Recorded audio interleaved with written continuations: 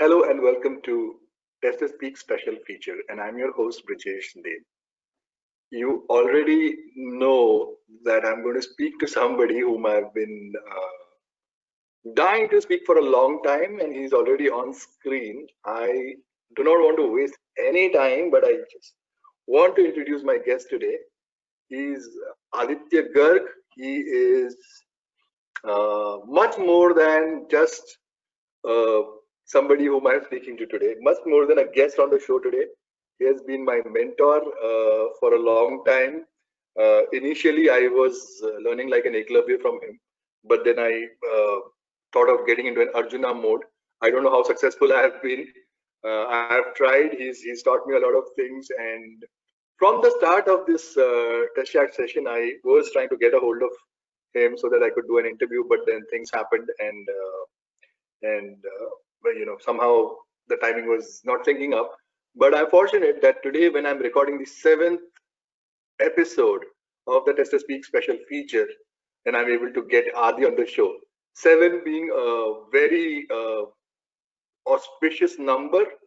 We have all studied about the you know uh, the seven colors, or the sargam, which has again got seven chords, and seven C's, and so everything is seven, and seven is auspicious, seven is great, and with from the deepest joy in my heart, I would like to welcome Adi on the show. I call him Adi very fondly. So Adi, welcome to the show. Thanks, Brijesh. It's really nice. In fact, I'm really proud, okay, to be part of this test chat. You have said so many good words, so many words. In fact, I have never felt so nervous in my life when I even open conferences, or I do talks on my shows, or I do sessions.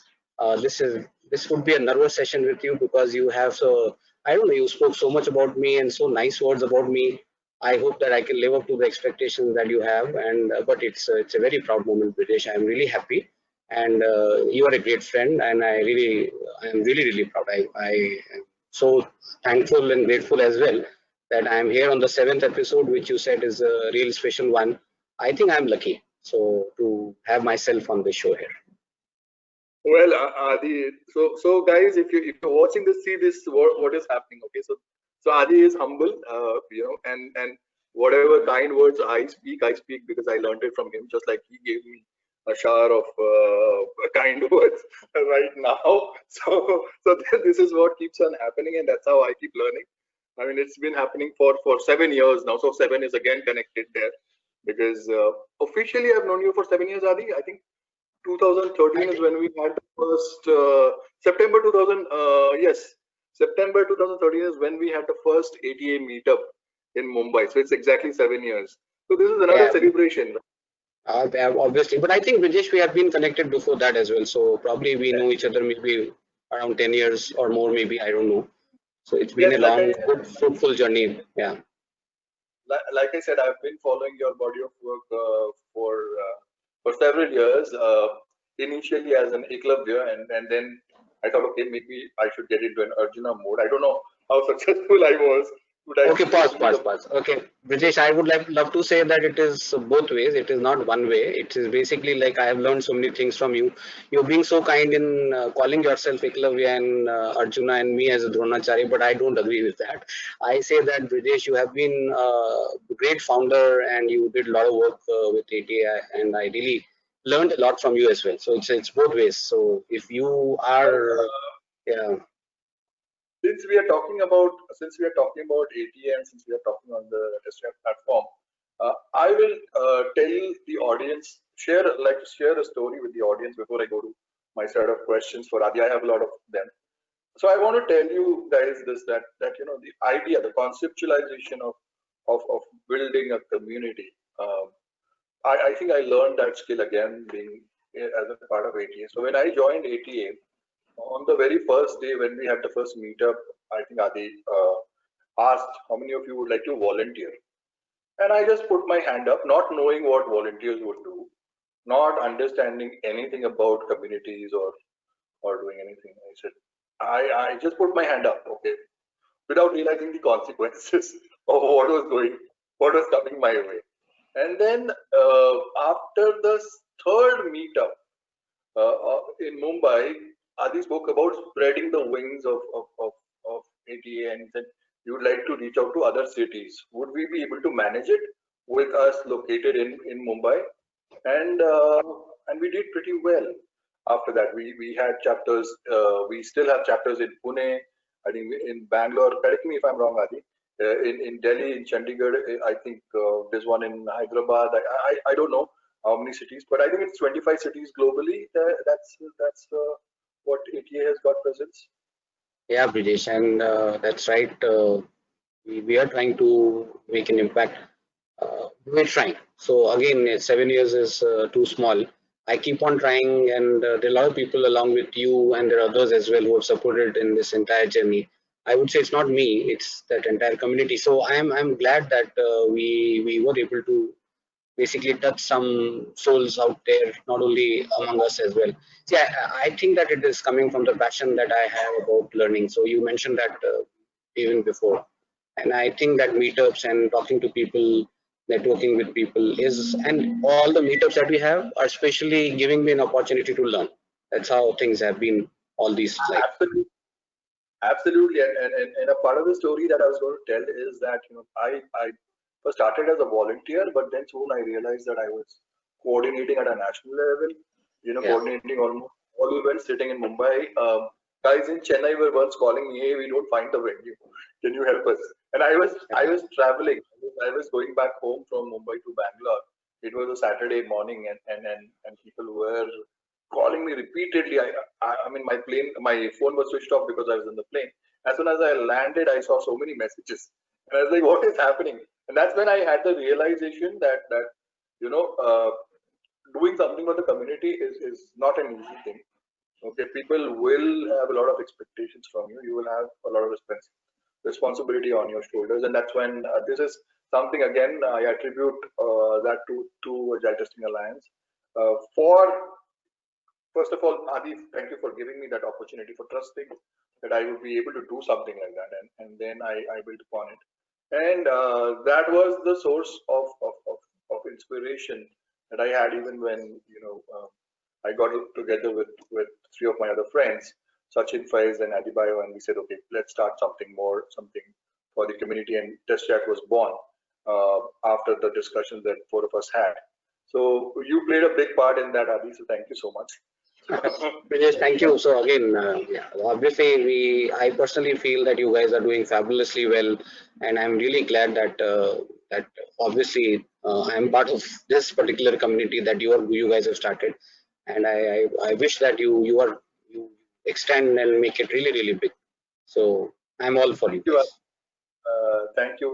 This is purely dedicated to the service of the testing community. Whatever best we can do to give them a platform to voice their opinion, because I mean that's what I felt during my career, that we needed a platform where we could talk, and others are also experiencing the same thing. That's the whole idea. Having said that, Adi, I want I know personally how you got started with testing, and how you've been passionate even now. But if you could share some highlights of your career journey so far with the audience, maybe they'll also learn something from there. Oh, you mean to say my starting from my career, which started way back in 94, 95, and till now?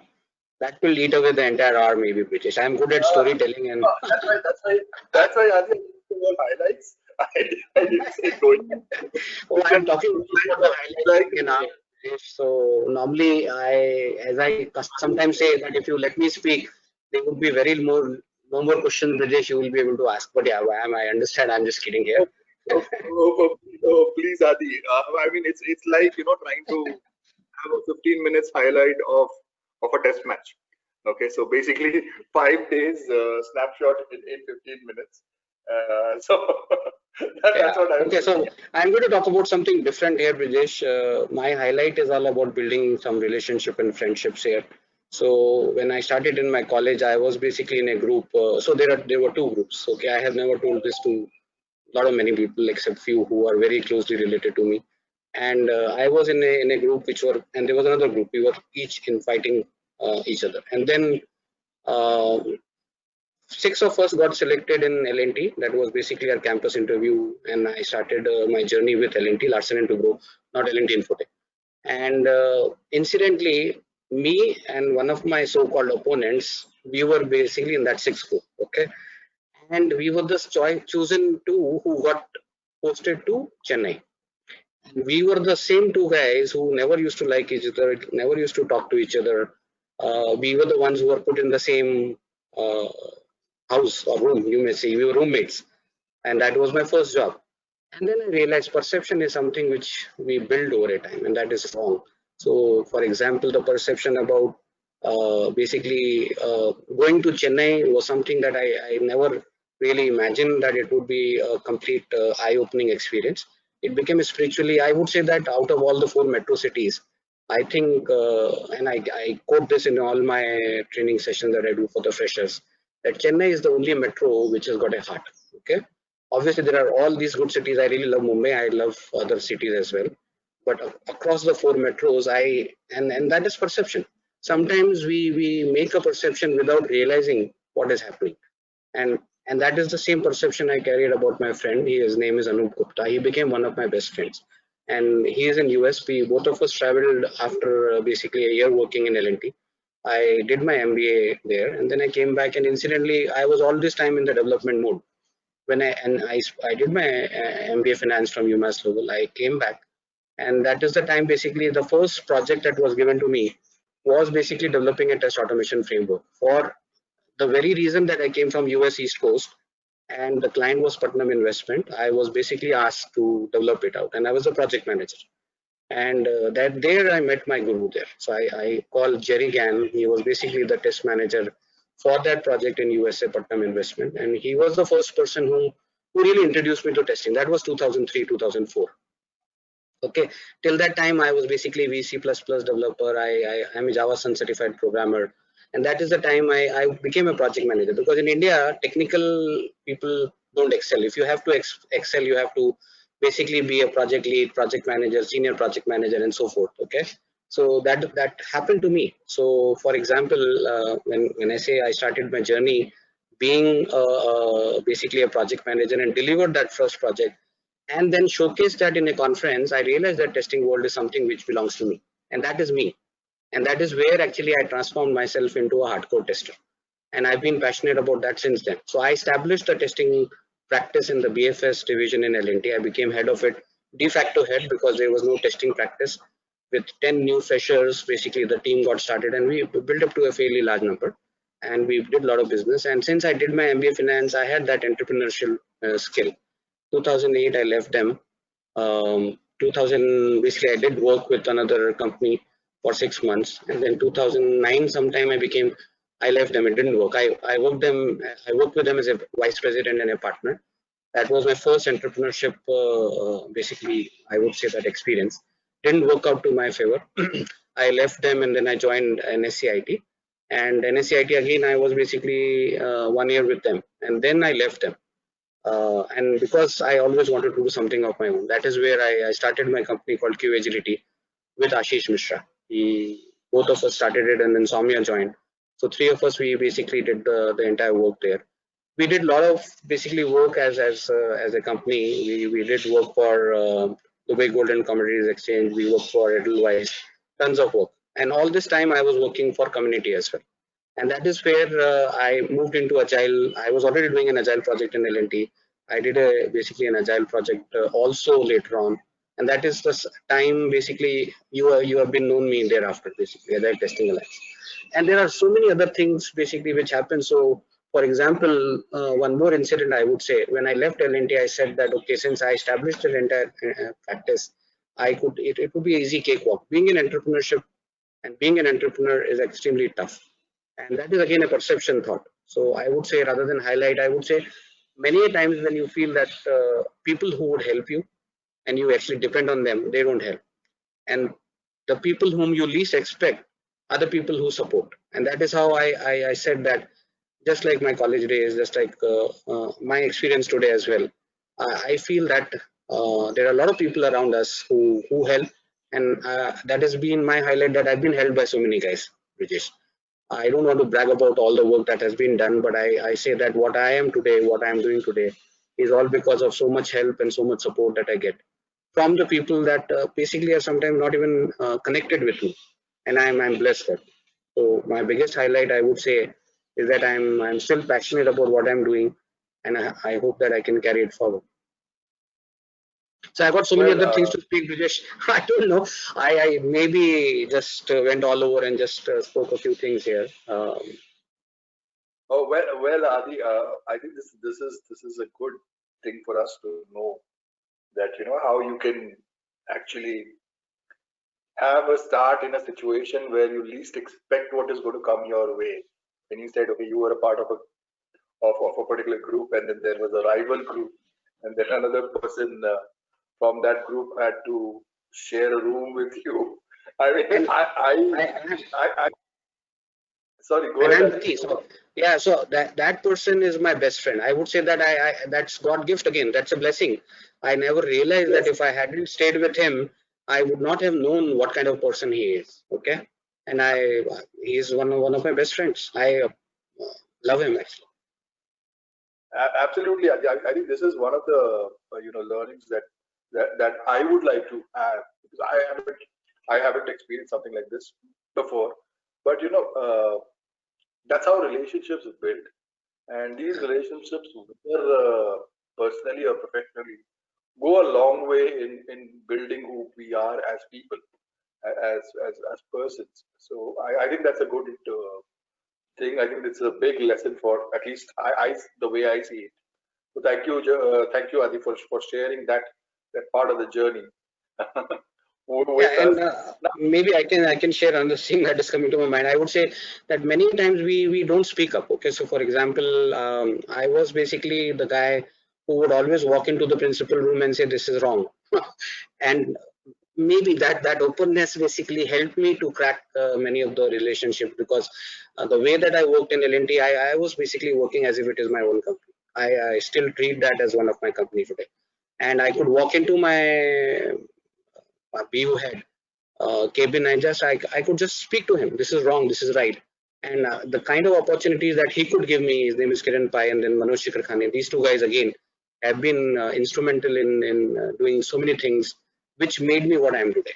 So again, I would like to just thank these three people: Anup Gupta, Jerry Gann obviously is my guru, and then obviously Manoj Shikhar Khane and Kiran Pai. These are the four I am. Maybe that is what my highlight is all about: relationship building with these four guys and others, so many guys, Brijesh, including yourself. Adi, I've had the fortune of shaking hands with Manoj sir. So I've had that opportunity. So that was again through ATA and through you. So that was a good experience. And what I was saying is, the way we are so engrossed in our work, we forget one very basic thing, that whatever we do, whatever products are getting built, tested, and released in the market, it is for people, and people are the key. So relationships with people is one of the most important things that we need to focus on. I mean, quite often that is ignored, or not thought about that much. And the way you're speaking about these people tells me that even after 25 years of experience, 26 years of experience that you've had, you are so well, or so thoughtful about the people who have been a part of your life. It is a huge lesson. I mean, at least for me, that's the way I look at it as well. That the people who have been there right from the beginning in my career journey, uh, right from the time I passed out of my college, and till today, all the people that are a part of the TestSpeak community, or I have interacted with as a part of ATA, or there are other communities which are there. Okay, for example, the test drive, Mahesh Shikne, Lalit Mamre. These people, they're incredible people. I mean, Absolutely. and I mean, yeah, we all may have been, part of different communities, so to speak, but ultimately we are all connected by our passion, and our passion is to serve the community the greater community. We all come together. We all participate in each other's events. Cheer each other up. Shake hands. Maybe in the pre-corona world, we used to give each other hugs. Maybe post-corona also we will be able to do that. So Absolutely. this is something that drives us, and I'm Yeah. so happy that you took on this subject, because this is very important for people to know that never forget the people that you're walking along.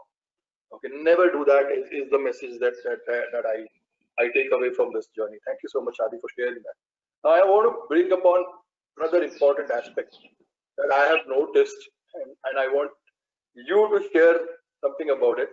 So in one of our recent conversations, you told me that you are learning something new. And the first question that came to my mind is, oh, Adi has 26 years of experience. What is the need for him to learn something new? Okay. But then, knowing you, I know that you are constantly trying to learn something. How does that happen, Adi?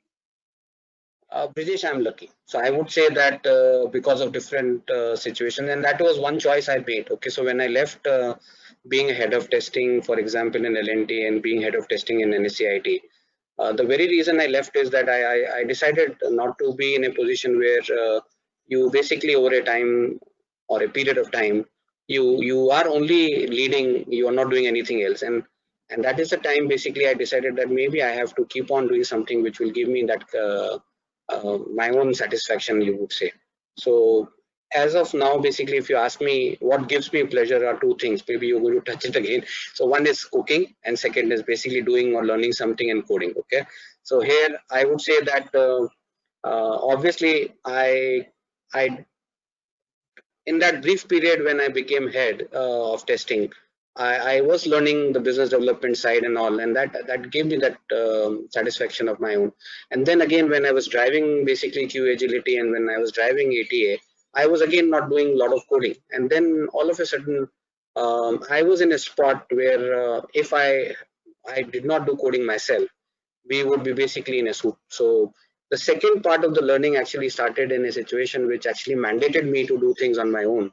And since I was basically never away from the technology, I was able to pick it up. And here I would like to thank Ashish and Soumya for imbibing that confidence in me that Adi, you can again start learning. So since I would say 2014 or 15 time frame, I started learning other things as well. Like for example, if you ask me how did CPDOF happen or DevOps happen, it happened primarily because of what Ashish did. And then later on, basically, I had to pick it up, and I did it. And then I started learning so many other things around it. So the entire cloud technology, whether it is AWS, whether it is Azure, whether it is GCP, how do we basically evolve the program? For example, CPSAT is one program which is basically on the Selenium side, and I think that it is one of the best programs in Selenium because of the way that the assessment is practical. And in the last 6 years, or basically since 7 years since it has been launched, it has evolved. And the very reason it has evolved is because when we do something, or when I'm involved with such a kind of a program, if I don't basically add something new to it, then it becomes stale program. So if I have a practical program and I'm telling that this is one of the best program that people should go for, unless and until I add value to it, unless and until we add value to it, as long as we are learning and adding something new to it, it is something that has given me that creative pleasure. And for example, we did one small micro workshop yesterday. It was all about learning how do you use cloud formation from AWS, or how do you use basically Ansible. And then I realized that Terraform is also one of the topics that in the micro workshop that we were supposed to cover, we could not. Now I'm thinking, should I do a session on how you would use Terraform to connect to AWS, or for example, GCP or Azure. Now this is something which is basically going to give me that creative pleasure for next month or so, unless and until I do a session.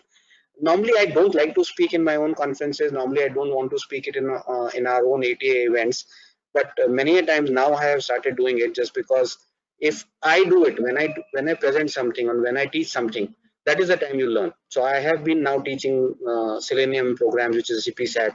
I've been teaching now CPWST programs, which is Web Services API program, and I've been teaching the DevOps program. So when you have basically these three programs to be delivered, and that is the time I was able to learn. So if you ask me what has happened and what keeps me learning, I would say that the creative pleasure of mentoring somebody, creative pleasure of helping somebody learn is only possible if I learn something new, and that is one of my passion, you can say.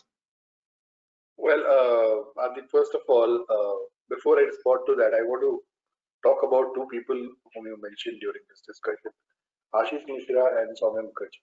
I have had the pleasure of knowing them, and you know, uh, very rarely do we find such fantastic technical minds who are so down to earth and are, you know, able to reciprocate what you are looking for, and then they give information sort of packaged or tailor made for you, saying, okay, pick this up and you'll be able to learn.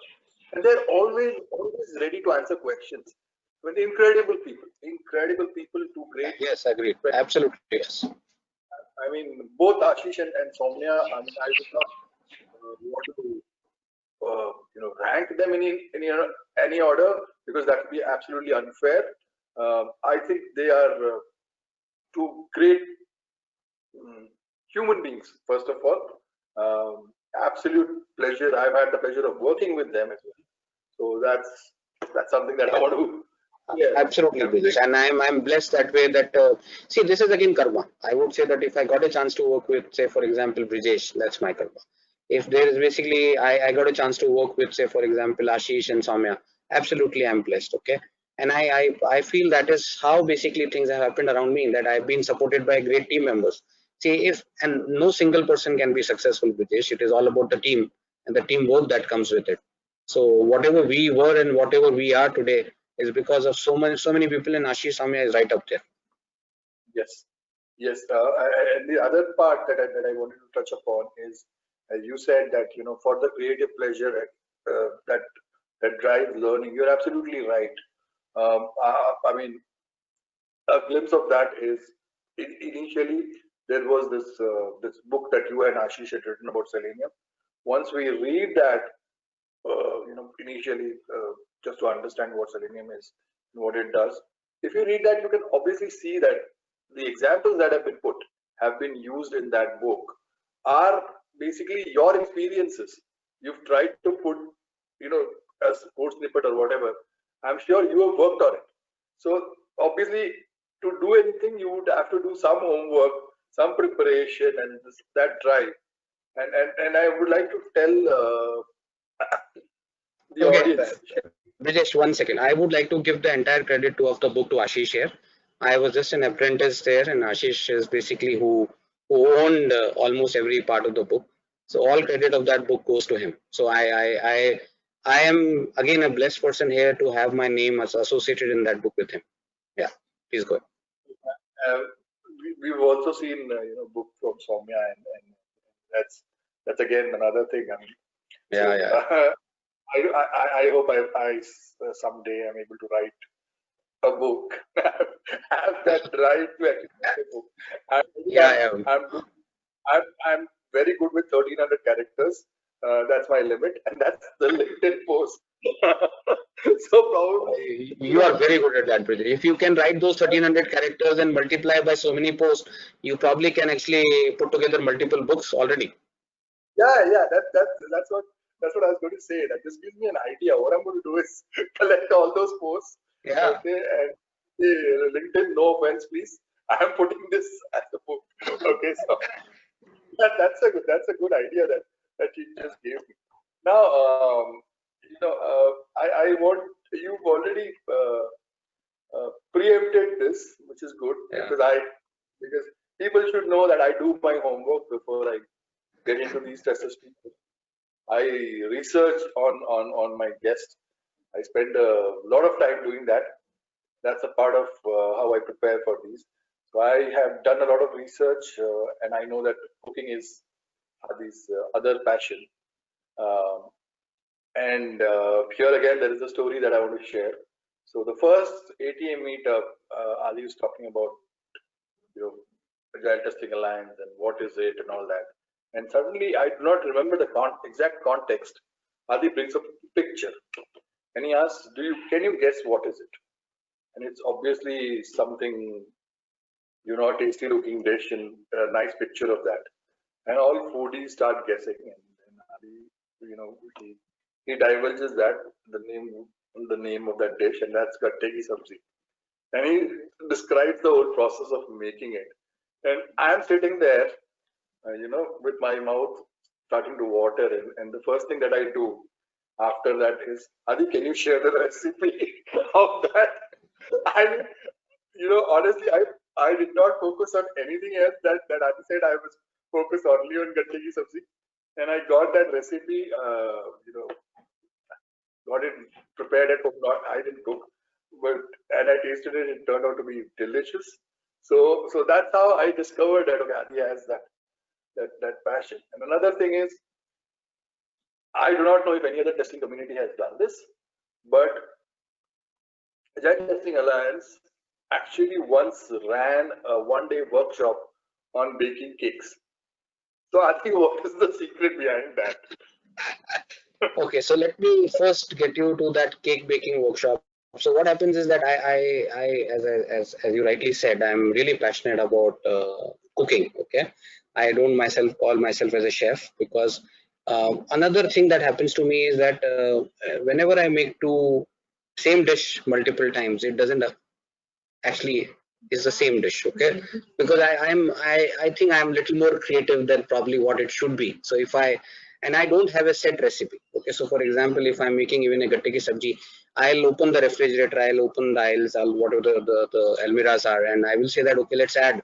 And believe me or not, my kids also say that dad, your all your dishes are very nice, but they're not the same. Okay, so that is where basically, since I knew that I bake cakes, I don't have a written recipe for cake making, and I only know a few basic one. I don't make cakes with egg. I make eggless cake, and that too with not with maida. Maida is basically the refined flour. So I normally use the normal flour which we use for the chapati and all. And so I knew only two or three things, and I said that it would be great idea to actually do a meetup where maybe people will actually love how to make cake.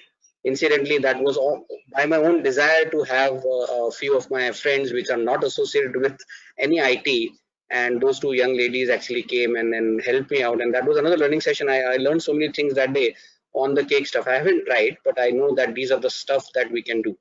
And as far as my passion goes, Brijesh, it actually goes back to my journey where I started with my friend Anup Gupta, as I mentioned. That is where basically I stayed in Chennai for a year or so. Then I came back to Mumbai. That was the time basically I started cooking. Okay, so for example, the first aloo ka paratha that I made, uh, one of my friends actually ate it, and he still remembers that aloo was all around. There was no aloo in the center. Okay, that was basically.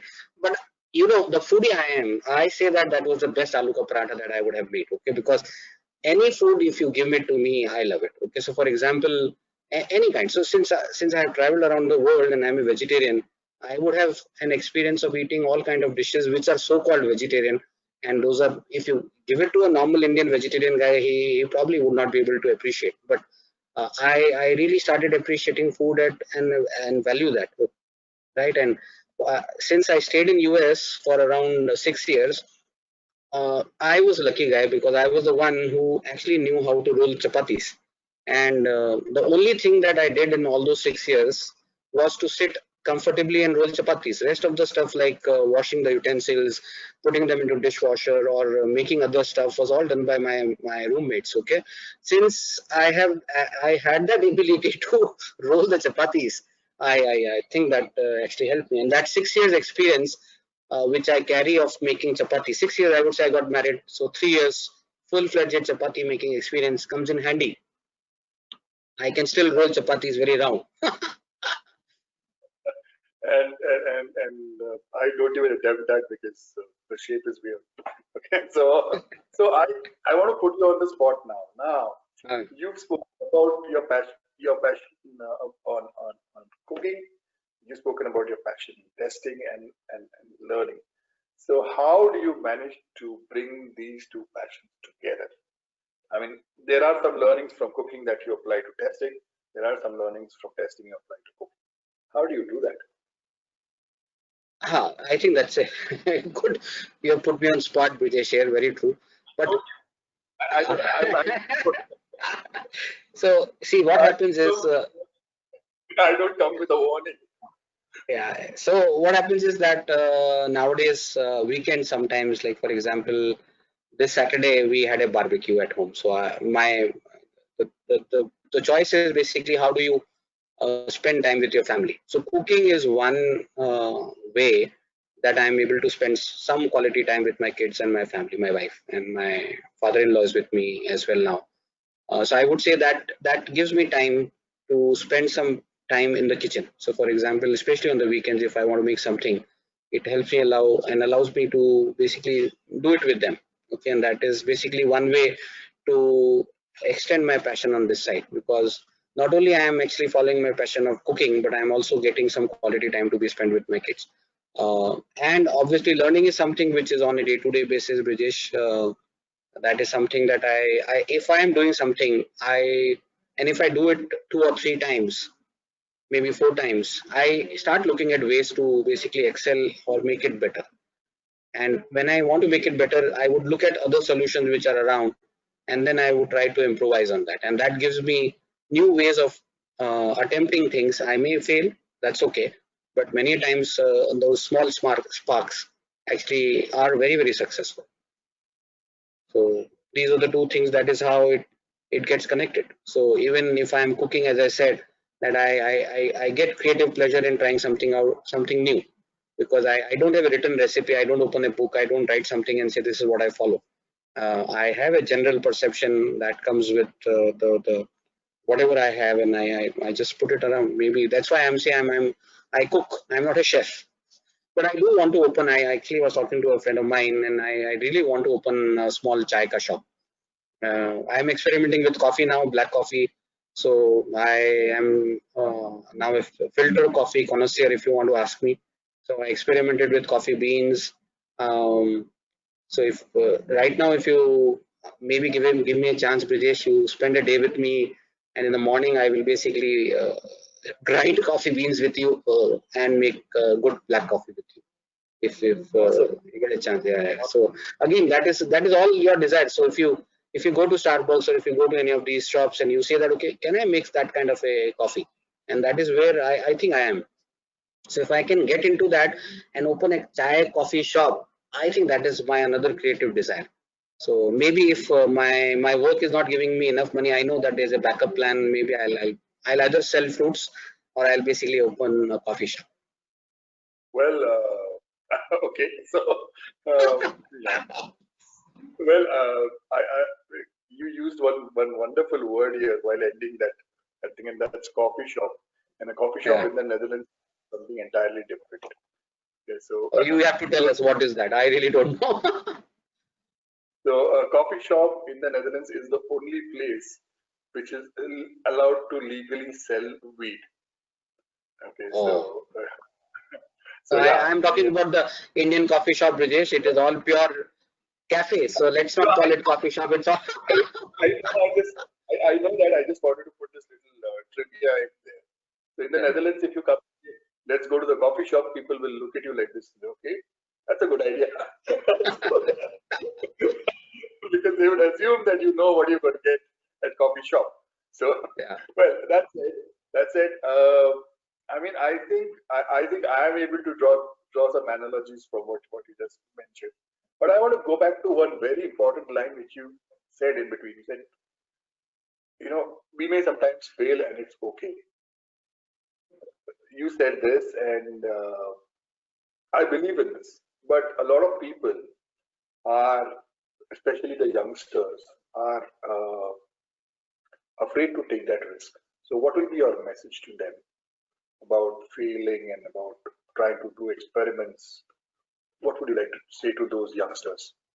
I would say the basic reason why we start fearing failure is all about what people will say. Okay, the moment you take that out of your entire psyche, that okay, don't worry about what people will say. Do what you like. Okay, do it for yourself. Do it from your heart. And if that gives you the pleasure of doing it, then that is your success. It's where is the failure in that? Okay, so I think that if our youngsters and if our kids can actually take it from that point, that okay, that putting in effort is important. uh, it's okay. And what is the definition of success? Really, it is not about clearing an exam or basically achieving certain goal. It's not at all that. I would say all my classmates, whether somebody actually scored 10 out of 10 or whether somebody barely managed to pass the class, all of our classmate batchmates are really successful today. They are in their own sphere.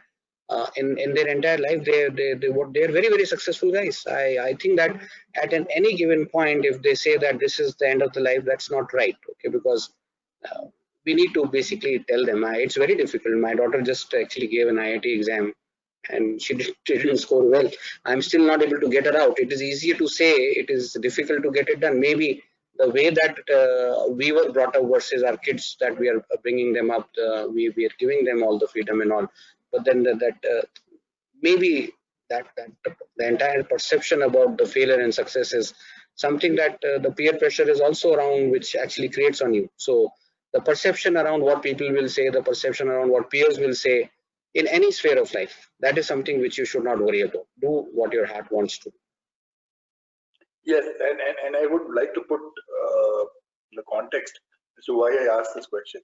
Now, it was only yesterday there was a chat going on in the test chat community about building how to uplift your kids in this competitive environment, and should they all be learning coding, because a lot of people are trying to focus that their kids should become the next Sundar Pichai or the next Nadella or whatever. So I think personally I feel that it's putting too much pressure on the kids. You know, it's putting too much pressure on the kids. You don't want him to be the next Sundar Pichai.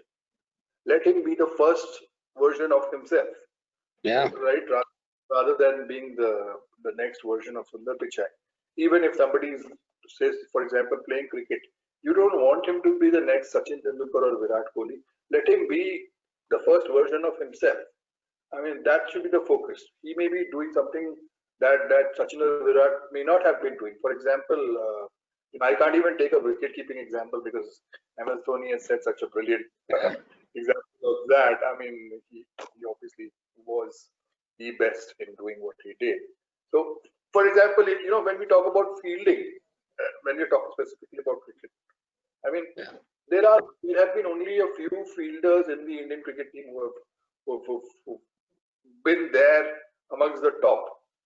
But do we say, oh, he's the next Jaunty Rhodes? Why Jaunty Rhodes' name has to be there like that? Okay, why can't we say, oh, he's Ravindra Jadeja in his own right is an exemplary fielder. If we talk about the modern day cricketers, we had Yuvraj Singh, we had Mohammad Kaif, who did brilliantly as fielders, and Suresh Raina. Okay, so there was so cricket team. Okay, so what I'm trying to say here is that yes, while you want to keep somebody as an example, but it's always better to be the first version of yourself. Do something totally different. You know, just mesmerize the world with what you've got, rather than trying to look something in somebody else and saying that okay, I am the next Sachin Tendulkar, or I am the next Sundar Pichai, or I am the next whatever, next Neil Armstrong maybe. I will be the person who will run on the moon. Okay, I will do a 100-meter sprint on the moon. so be something different. I mean, yeah, people have been talking on the moon. You do a full moonwalk on moon. Actually, try that. I mean, if you are really capable of doing that. Yeah. So Adi, that brings me to another question of mine. And I have been thinking of asking this to you for a long, long time, for many years. Okay. You worked with senior management. You worked with mid-level management. You worked with people with 3 to 8 years of experience. You worked with freshers. How do you think somebody who's making a career progression Okay. To also keep in mind that, okay, these are stages that I will also go through in my career. And yet I have to sort of gel well with these people, keep my identity alive, especially testers, because testers quite often go through an identity crisis. Okay, so what is the again the message for somebody who's, let's say for example, just started the career and has probably 1 year of experience and has got a good future in front of him. So what would you say to a person like that? Okay, so there are so many things that you asked. I'll probably answer the last one, all about to basically tell somebody who just started the career. Okay, so I would say that one, okay, I can tell from my experience that many a times when you are doing something, you really don't know what you are into. Okay, experience it. So just don't get restless around it that maybe it is wrong or it is right. So for example, again, I will have to quote a story here, Brijesh. So what happened to me is basically when I joined my first company, which is L&T, my final year project was something in GIS, which is Geographical Information System. And I did that for ISRO. And incidentally, maybe because of that project, they actually selected me and they hired me. But like what happens is that even in those times, they were different buckets that every fresher would be placed. So we were called as graduate engineer trainees, and the GET word basically was the short form of that. So the GETs would be placed into one bucket, second bucket, or third bucket. So primarily there were three buckets. First bucket was open system. When we say open system, it was basically C, C++, VC++. There was no Java at that time. And then there was mainframe, because everybody thought that mainframe and Y2K problem was about to happen. So most number of jobs and most number of work was absolutely in Y2K and mainframe side. Third was in marketing. So these were the three buckets. Okay. So when they saw that these group of freshers will come, they will actually pick you and move you into certain bucket.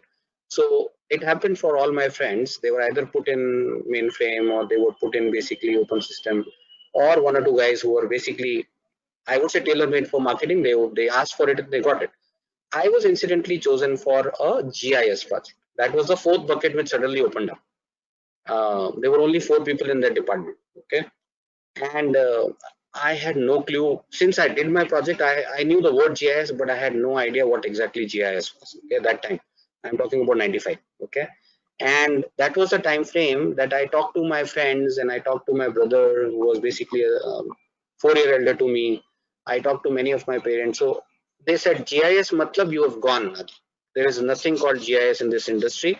If you ever go into GIS, you would be so called, basically you can just burn off your career right there. Okay, and that was basically the time they announced, and I had a discussion with all my friends for that particular day, evening, night. I could not sleep because of all the worry that this all this euphoria around basically other platforms and negativity around something created that, right?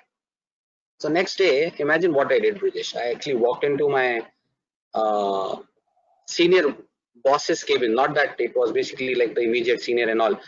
There was only few cabins there. I just walked in there because I knew that he was part of the GT grooming sessions. I just walked in and said, sir, I need to talk to you. He said, yeah, go ahead. I said, I don't want to take GIS. So I point blank actually told him like that. And can you imagine that he said, Adi, you don't have a choice. We don't give choices like that. And do you really know what GIS? He tried to explain me that GIS is one of those upcoming areas. Adi, you have been lucky. You basically don't know what you're going to leave. But having said that, you don't have a choice. I said, sorry, sir, I would probably then have to leave the company. Can you imagine when you don't have a job and you are basically such a egoistic person at that moment? I would say that my young energy was so full of me that I would say that I said I really probably that would be the end of the life for me. I would basically start looking for job somewhere. That is what I felt. I didn't make it clear like that, but I said, okay, done. Right now, look at the situation. So he said, okay, I'm giving you 24 more hours. You come and speak to me tomorrow. So then again, those 24 hours again, all the friends said that why did you are a mad guy? Why did you go and speak like that? Job is not important for you, or what I said, it is very important. Yeah, so I'm from a lower middle income group. Basically, I'm not that rich brat that I can go out and all that. But still, GIS is something that I don't want to. That was the negativity that was created with this. Okay, and obviously the next day again I went and said, okay, do give me anything, anything that you want me to do, but no GIS. Okay, that was the statement I made to my boss. So he said, Aditya, then in that case, you will have to go to open system in Chennai. Is that okay? I said, fair. And incidentally, that is how I got placed in Chennai. And because I was going to Chennai, Anup also went. Okay, that again story got connected. But having said that, let me tell you that had I been into GIS, I later on realized that Google Maps and all those things are all about GIS. I don't know where I would have been, British. I lost that opportunity. Now, to come back to answer your question about what you would tell to a fresher, I would say that hang in there. First, experience what you're doing. Unless and until you really know what you're into, you probably don't have enough expertise yourself. And the perception around you is something which may not help you to decide in your favor, because that perception is absolutely wrong. May be wrong. Okay, so don't give justice or don't basically decide on what others say. Talk to somebody who's really passionate about it. Talk to somebody who's really expert in it. Take their views. Don't go and get biased by something which doesn't make sense. So even in our case, the biggest and the simplest advice I would like to say and give it to a fresher is that soak in what you're learning. Okay, get into that and excel in that. And then if you have certain goal, practice and passion, just carry it forward with this. Maybe there are some doors which will open, maybe there are windows there are around.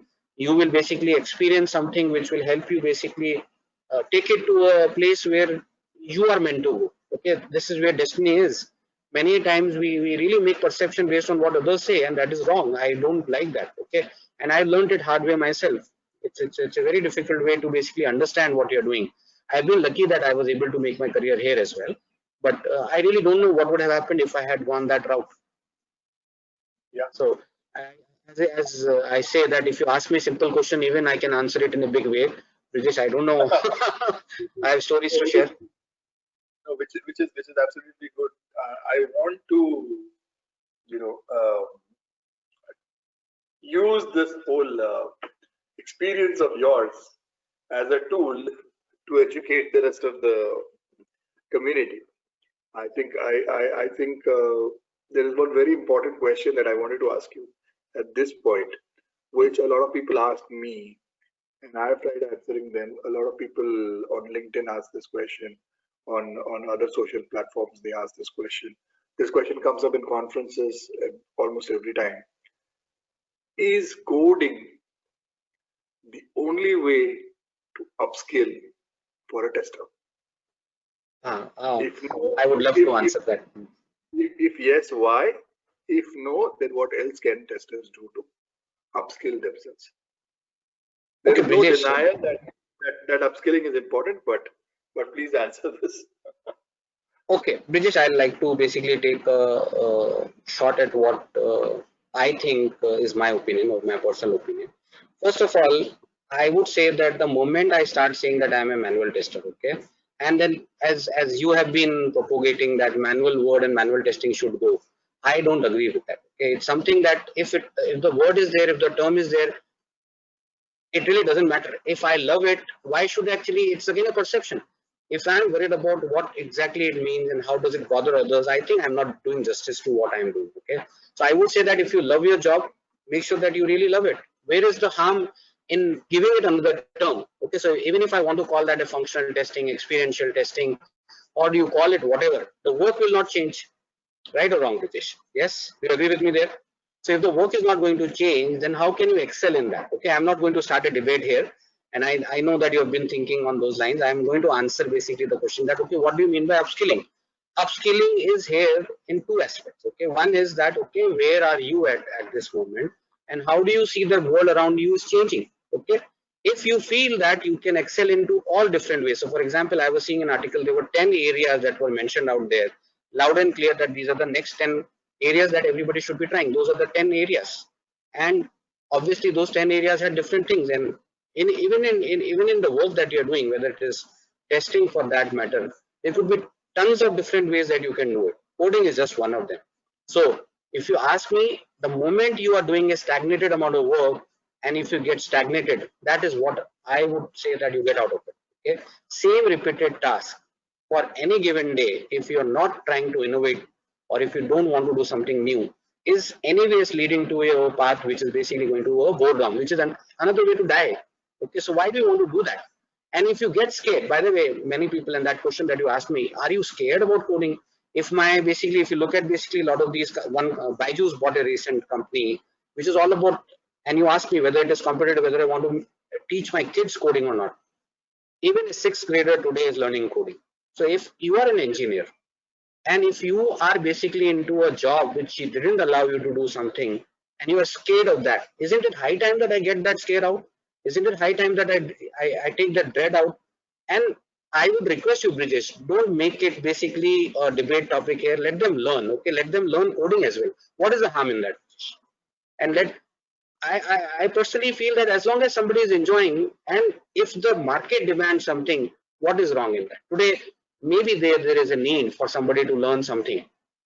And if I don't learn, do you think there's a risk that I might go out of market? It happened to, if I look at my journey here, Brijesh, people who chose mainframe, they were the first ones who got abroad, who went abroad. And I can tell you from my entire batch, everybody moved out of mainframe one day or the other. Okay. Had they been only in the technology which is COBOL today, they would have basically been out of job. I have seen people go out of job just because they were not ready to change. And this is where, if you look at the way that things are around us, for example, look at what happened to Nokia. Look at, and there's so many examples. There would be inflection points, there would be so many points which will allow you to think that, okay, should I change or should I not change? And that is an answer which will give you the answer to the question that you asked me, that if the market demands it, what is wrong in change? Why do we fight over it? Why there should be a debate over it? I can't write all this in LinkedIn. Good that you asked me. So this is again my very personal opinion. I personally feel that everybody should try something that they are scared of. What is the wrong in trying it? And if we give them an opinion, don't do coding. In fact, we are trying to basically push them in a corner again, Ritesh. Let's not do that. So I don't know whether I answered you or not, but I personally feel that if the demand is there, if the market need is there, that's what we should do. Well, I asked that question on purpose. So because I was kind of anticipating this answer. I think it was a month ago or anyways, a few weeks ago, there was a post. We did a survey as well. Yeah, right. I told that, does the name actually matter? Whether we call Delhi and Indraprastha? That was my question. If you ask me, that does it really matter if I call Delhi something else? Or like, for example, people go on changing the name of the cities. Come on, guys. If suppose people know today Bombay is Bombay and we say that it is Mumbai, does it really matter? So I personally feel it's a wrong, extremely wrong way of looking at things. Okay, again, I with quotes would like to say it's a very personal opinion, Brijesh. I know that you're against it, and that's why I'm saying it's a very personal opinion. Well, no, from the perspective that you are trying to talk about, if I take your perspective into consideration, I do not disagree at all. Let me be very honest. Okay, I've had this debate with one of our good friends, Ruslan. Ruslan Shantikov, he is the CEO of Inter. And we've had a long debate on this. Okay? Open debate on LinkedIn. Anybody can read it. Of course, there are things that he's spoken about which I don't agree with. There are things that I spoke about which he doesn't agree with. But we are great friends. Okay, we still have a lot to talk about. And on the similar lines, if I look at things from the perspective that you are projecting, definitely there is no debate. I don't feel that there should be a question at all. Okay, I don't. But then there are reasons why I say what I say, and I don't want to talk about them here because this is a TesterSpeak session with you. Probably when there is a TesterSpeak session with me, I will divulge those reasons. We will have an interview session with you, Brijesh, for the upcoming GTR, and we will ask you the same question, and probably we'll have a debate on that, maybe. Probably. That's I'm open for debate. I will just give a snapshot of what my thought process on it is. Okay, so as long as people don't bother about what you're calling and you're focused on learning and doing things right, it's absolutely fine. But then the moment you start using that term to demean somebody else, or to say that, oh, you only know that skill, that's pretty bad. Or you say that, oh, you only know that skill, you're not going to be paid much. Okay, and you basically are demeaning somebody else just because he or she is a manual tester. Okay, let me I'm using. just hold on there, Pritesh. Okay, for example, just hold on that thought. See, for example, do you change the name and would it basically matter? Now, suppose if I say rather than manual tester, if I call that functional tester, the perception will not change, British. That perception is there for certain reasons, and that perception just by changing the name will never change. Okay, we can go endless amount of debate on that, and just by changing certain name, if I want to change the feeling around it, and that is where the perception matters. I think the community should make all of us proud that what we are doing is really, really important. That is important. If I start debating Yeah, on the name and the word, I think that is wrong. Okay, again, a personal opinion here. I think that we should try to make sure that people realize that it is a very noble work, and let people say everything about it. I gave an example, like suppose I had been in GIS and what people told me around it is was wrong. Today also this situation has arisen from the simple fact that a lot of people really don't know about it. A lot of people are not being taught about it. Even in our engineering curriculum, whether it is India or US, there is very little things being taught about things like this. Maybe we should actually have it basically at a level that I can actually open a testing university like that. Maybe a full 4-year course where we make that up. And that is the amount of changes required, Brijesh. Name change doesn't actually bother me. well, Okay. well, well, again, Adi, I mean, in principle, if I take consider your perspective, I do not disagree at all. But I have seen examples myself where people have uh, felt terrible about things that have been told to them.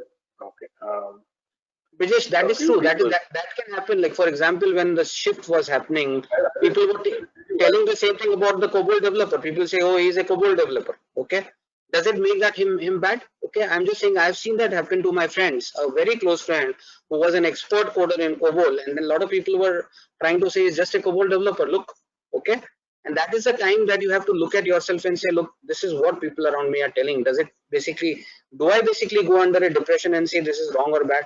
Or just I don't know. Maybe I broke you what you were saying. Okay, you can continue what you're saying here. Brijesh. Sorry about that.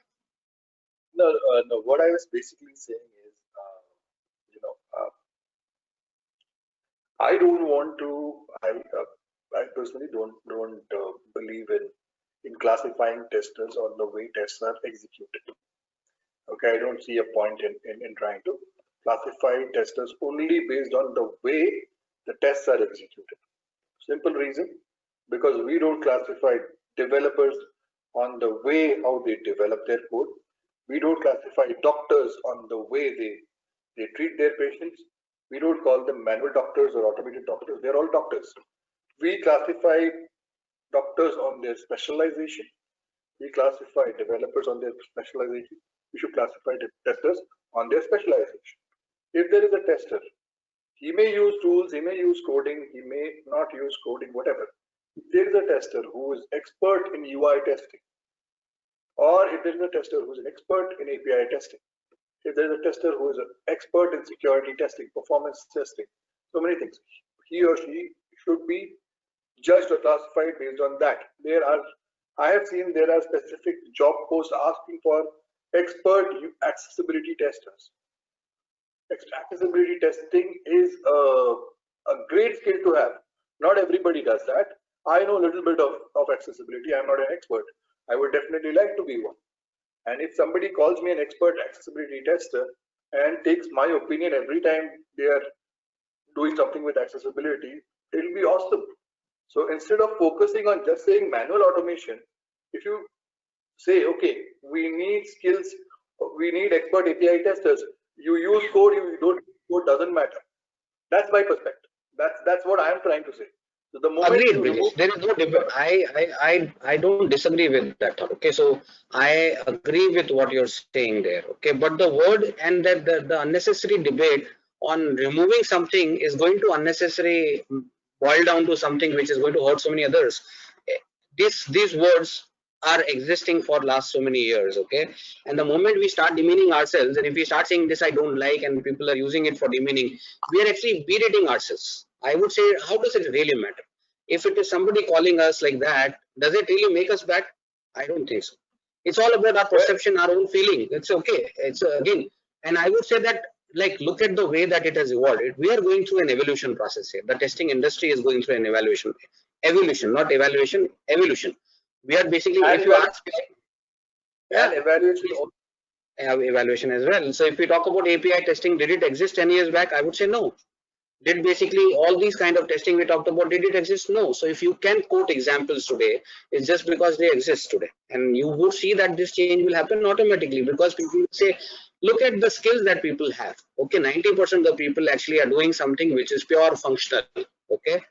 And that is the reason we are here at a position where you asked me that question, do they need to upskill? Yes, obviously that is where they need to upskill, whether they upskill on the API side, whether they upskill on the security side, whether they upskill on the accessibility side, or whether they upskill on the coding side. That is something that they will have to evolve. If they don't evolve, Brijesh, that is where the problem starts. And if we say that no, you are basically going to stick around and don't learn something new like coding, I think that's even basically bad for them, Brijesh. Correct, correct. No, I have always maintained. I've always maintained that first thing, upskilling is a must. Second thing, coding is an important skill to have. Okay, I did not know how to code, but I learned it because I Yeah. think it adds value to me as a tester. It adds a lot of value. Number one, I'm able to speak in the same language as the developer, as the Yeah. architect. So if they are talking about something, if we are talking about a particular feature and how to implement, I can give them my inputs. Okay, we can collaborate better. Okay, since we emphasize so much on collaboration, coding knowledge will help us there. Third point, if we know coding, then we are able to debug problems easily and help the developers in trying to solve the problems that have been there. Okay, so and finally, overall, if we look at things, it helps us becoming more efficient. It helps us becoming more productive. It helps us adding more value, the thing that we have been focusing on. Yeah. So, in principle, I absolutely agree with you on the need for upskilling, the need for coding to exist. My question was, is coding the only way of upskilling? Maybe not. Absolutely That is no. what is. So I never said that. I said that there are Yeah, multiple. Look at what the market. Yeah. Huh. correct. Correct. The manual versus automation debate, there is, I mean, you say that there is no value in having that debate. I feel that there is a value in having that debate. Maybe we can debate if it's debatable or not. So maybe we can. Well, we'll maybe there is another forum. Maybe we'll have a separate debate on that, Pradesh. I'm not Yeah. debating around that. I'm just maybe bringing my thoughts. I keep on reading, but I don't have that much time to respond to your long post. I thought it would be a good idea to respond in this small interview.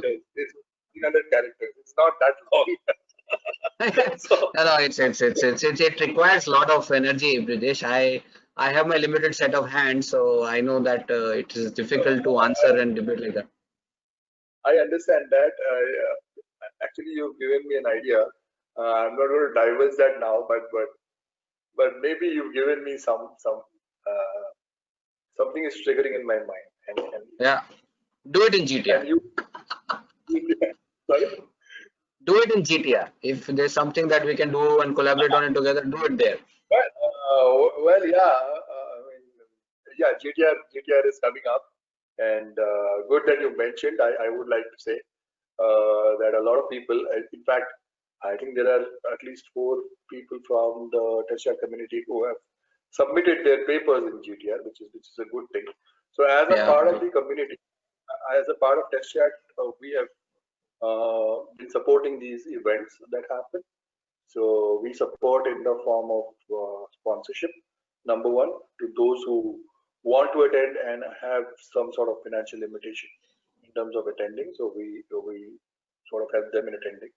We are also grooming people for becoming speakers in conferences, and we are already seeing results of that. you can Uh, count me in as well, Brijesh. If there's some help that I can give to people who want to be a speaker, I would love to basically help anybody. I wanted to give examples that so I spoke in Tribal Conf and at the DevOps Summit, the DOPA Summit. I spoke there, and then we said okay, and there were people whom We had sponsored for those two events, and then the next event to come, and all of these events being online, so we all have access to it now, better access. The next event to happen was the Test Leadership Congress, which was a 1 month long conference with wide range of topics. And one of our good friends, one of my very good friends from the community, Sunny Sachdeva, he presented there, which I thought was really good. Another, of our community members, Kunal Asher, he presented there. There was this lightning talk that Tequila Meetup from Singapore organized very recently. Kunal presented there as well. Now in the Selenium conference, we've had two folks from the community who have presented, four folks in fact. Abhijit Vaikar, the Abhijit Vaikar camps us. These two guys, they are supporting us very much in the test chat community. Plus, they are a part of the Tequila Meetup Singapore. They presented, and then we had Dimpy Adhikari and Sunny Bhatia present. So a lot of people are presenting, and for GTR also, you've had 4 nominations come in already. So people are encouraged to present, people are encouraged to participate, and people are learning. And there is obviously this whole discussion that goes on. When the session is happening, you have a live chat going on in the group, talking about the points that they are learning. Then there are summaries that are shared for everybody else. So people are getting involved, and they are learning that these conferences, these events are very meaningful, and that's something that we drive as an ethos of the test chat community. It is chatting about testing. So anything happening around testing world, we will talk about it. We will talk about the other things in life that may impact on our testing. For example, sociology is a big subject. Social behavior of people. It affects us as testers. The way we interact with people, the way we collaborate, because we often emphasize on, for example, we often say quality is everybody's responsibility. Nobody tells how. People often give this line and say, oh, after all, quality is everybody's responsibility. But how many times have we seen people coming out and say, how is it everybody's responsibility? Yeah. Can you please explain the tester's role? What is the role of a Scrum Master? What is the role of if I take Scrum as an example, what is the role of a Scrum Master, product owner, a developer? What is their role specifically? How do we make that statement come true? We don't speak outside, we speak in the test chat forum. We talk about it. Okay, very so nice. This is just what. And of course, through these interviews that I'm having, I'm getting a perspective of how people in the industry think, and this is not limited to people with 25, 26 years of experience such as you. It is an open forum where testers from any range of experience will come and speak. In the next few weeks are already lined up with other speakers. And I sometimes start feeling that if you start calling me 25 years again, I start feeling so old. Brijesh, you should call me as young as them. So I don't want to differentiate myself. Why do you keep on differentiating me? Okay, with 5 years experience, something like with 5 years. Yeah. I'll skip the 20 part because that's for me. So because I have visually more gray hair on this side. I don't have a hair, by the way, so I've lost all of them. That's the beauty here. So not having it hair, that's a style statement. So, but having gray hair is not a style statement. So these are the things that we are doing through these interviews. We've also, we also have another series called Women in Testing. Now that focuses on basically celebrating the women who are a part of the testing community. Okay, they come, they give a short video bite. I know. Basically, the reason is, why do we want to give a platform for women? They have their platform. The entire world is their stage. I am too small a person to give women a platform. Okay, they have the entire world as their stage. They don't need a platform as such. And I am the last person who is eligible or capable enough of giving them a platform. But my only point is that women who have shown that they are not just doing testing, but they are taking care of families. They are, they have so many other things to worry about. They are running companies. They are supporting teams. They are doing so many things. So I, as a small mortal, okay, what I thought is that what the least that I can do is to celebrate all the Very things that these nice. women and pay a tribute to them. So I said, okay, why don't you ladies give me short bites? Because I know that you are doing so many things. If you can spare 5 minutes of your valuable time for me and share your thought on a particular topic, you know, and then we just combine two, three of them and then publish as a video showcasing that. And they also want to speak out. They also want to speak up. So that's Very what we noble, are doing as British. a so that's the idea, okay? Because um, if there is somebody who's thinking in his head, oh, why is this guy talking about giving a platform to women? Well, I am nobody to give them a platform. I'm making it very clear. The test chat community is nobody to give them a platform. The whole world is their stage, and we can see right from our, you know, from the time we were born, our mothers. If we just start looking at them to our kids, our daughters now. Okay, if we look at the whole thing, we can see people doing some wonderful things. I mean, Yeah. these little girls are doing so much creative stuff at home. You have beautiful angels in your house. Okay, Yeah. they are incredible. I've met all three of them. Brilliant minds. Okay, brilliant minds. Absolutely phenomenal. I mean, they think of things that you know at this None age of us even I can. cannot think. Yeah, yeah, Yeah. all So kids are like that. so Yeah, I would say that the next generations are always smarter than the ones that we are in. yeah. So yeah, I mean, I took this opportunity of talking to you about telling something that we are doing, No, no, and amazing. Brijesh, you have been an inspiration to us, me, and I now can say that so many community members. Again, brilliant work that you guys are doing, and obviously, hats off to you. It's such a proud moment to be on this platform. Amazing, actually, Brijesh. Thanks a lot, actually. well, I cannot thank you enough, Adi, despite being through difficult times, you've managed to give me time and I've spoken to you. And guys, this is how Adi and I speak. We have we have agreements. I follow him. He's been my guru for a long time now, and I hope that Brijesh, we have learned from each other. You've been so kind and humble to call me as a guru. I say that it is the other way around that we have learned so many things from you, Brijesh. So let's keep that way. Yeah, let's keep on patting well, each other's back. That is more important. I will probably have to, and I say this as a joke to everybody, but then I'm it public for the first time. I'm probably going to talk to the Maharashtra government to build a statue of humility and put Adi's face on it. Because Oh, you asked me to crack a joke. Now I know that this is one of the biggest joke. Good no, one. no, I mean, I should show people that I have a humorous side to myself. I Yes. yeah, once upon a time, I used to write in my bio that I want to be a stand-up comic, but then I realized I was not good enough, so I dropped it, and I have now put in a new one in my bio saying that I want to be a TV show host. Of course, I wanted to be, Hey, all, you have and, got all the skills. and I'll tell you something. When I talk about my inspiration, a lot of people look at me like this. That guy, no, he can't be your inspiration, and it is none other than Arnab Goswami. Okay, none I other could. than I that was guy. about to. Yeah. because because you can love him, you can hate him, but you can never ignore him. Okay, Yeah. you may say things, he shouts, he's loud, and whatever, but Yeah. he's got a skill. Okay, and I Yeah. really admire him.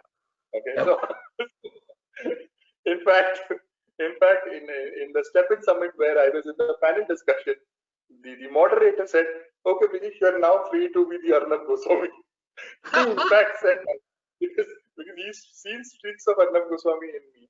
Because when we were talking about the panel discussion, before the panel discussion, he could notice that, okay, I may just burst in the discussion. And probably that's what happened. Those who saw it live saw me talk about things that they never expected. For Very example, nice. Yeah. just to highlight, somebody had asked the question, what do you think of the role of a full stack QA engineer? And I said, well, if we start thinking about full stack QA engineer today, tomorrow we'll be looking at a full stack CEO. So that's probably that's how the world is going to be. Because if you put in jargons and new terms and all that, that's how things are going to be. Well, anyways, it was indeed a pleasure talking to you, Adi, today. Same here, I think these special feature episodes, they normally are 45 to 50 minutes, but when I'm talking to you, time is never a factor. So I think same here, short. yeah. Awesome, Adi. Thank you so much. Thank you so much. It was. No, it is my pleasure. And of course, we have good representation in terms of speakers who have put in their papers for JTR. I'm pretty sure that there will be a lot of participation as well. Sure, thank you.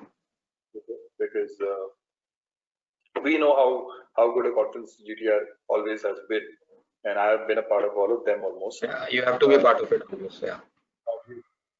So as an analyst, at times where I was analyzing the Twitter feed, I've done that also.